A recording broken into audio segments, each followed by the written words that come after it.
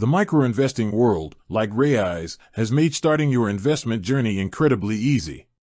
You've got your monthly fee sorted, but there's a lesser-known cost that quietly chips away at your wealth: the underlying ETF fees. Understanding these is crucial to seeing your true returns. Raiz pools your funds to buy into various exchange-traded funds, or ETFs. These funds hold baskets of assets like shares or bonds. Every single one of these underlying ETFs charges its own annual management fee, also known as the expense ratio. These are not a fee Raiz charges you directly. You won't see a separate deduction for the ETF expense ratio. Instead, the ETF provider automatically deducts this cost from the fund's assets before calculating the net return. Essentially, it lowers the return you see.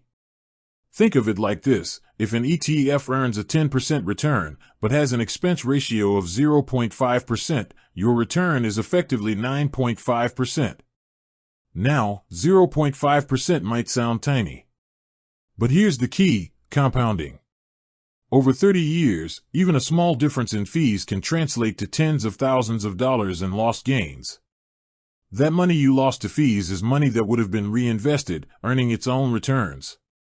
Raiz portfolios typically use low-cost ETFs, with expense ratios generally ranging from around 0.04% to 0.59% per annum, depending on the portfolio you choose. So, while Raiz platform fee is important, always check the specific underlying ETF fees for your chosen portfolio in their product disclosure statement. It's an unavoidable cost of investing in a fund, but being aware of it helps you accurately measure your portfolio's performance and the true cost of your investment. Every basis point matters in the long run.